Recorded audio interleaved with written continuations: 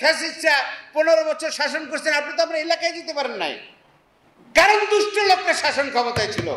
ইনসাফ ভিত্তিক শক্তির যদি পাওয়ার না থাকে তাহলে সেই ইনসাফ কোনোদিন কার্যকরী হয় না।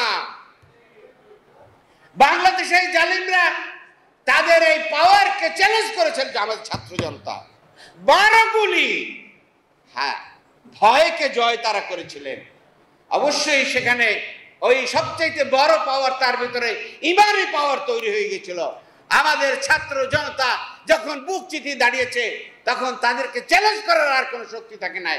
এখন সেই শক্তি রাষ্ট্র ক্ষমতায় আছে, তাদের সমর্থনে আমাদের সরকার, এই সরকার সেই পাওয়ার দিয়ে তাদেরকে এখন বিচারের আওতায় এনেছেন এবং আমরা দাবি করব এদের যেন উপযুক্ত বিচার হয়ে বাংলাদেশের জনগণ তথা বিশ্বের কাছে একটা নজির স্থাপন হয় যে কোনোদিন কোনো ফ্যাসিস্টরা তারা বিনা বিচারে তারা যেতে পারে না।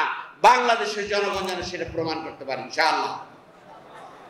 প্রিয় ভাইরা আমার, সেই জন্য আমাদের সমাজকে পরিবর্তনের জন্য অবশ্যই শক্তির প্রয়োজন, কল্যাণকর শক্তি। আমি মুলাদিবাসী ভাইদেরকে বলবো যে আগামী 2 বছরের মধ্যে বাংলাদেশের রাজনীতির ক্ষেত্রে অনেক পরিবর্তনের দায়িত্ব পালন করতে হবে আমাদের ভূমিকার মধ্য দিয়ে। একটি ফোরাম দিয়ে সেই ফলাফল আমরা আনয়নের জন্য আমাদের এলাকায়, যিনি যার এলাকায় আছেন সেই এলাকায় ভূমিকা রাখার জন্য আমাদের সিদ্ধান্ত নিতে হবে। ঢাকাস্থ মুলাদিবাসী আসছি, এখানে নেতৃবৃন্দ আছেন, আপনারা এসছেন, একটু চা নাস্তা খেলাম না, ওই এলাকায় আপনার চিন্তা চেতনা, আপনার ভূমিকা, ওখানে আপনার বিপুল পরিমাণ আত্মীয় স্বজন আছেন, সেই আত্মীয় স্বজনদের কাজ করতে হবে।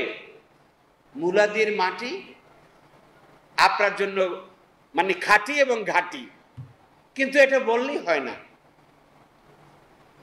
হবে না। আর এর কোনো দাম নাই। যদি ফ্যাসিস্টরা 15 বছর শাসন করছেন, আপনি তো আপনার এলাকায় যেতে পারেন নাই, কারণ দুষ্ট লোকের শাসন ক্ষমতায় ছিল।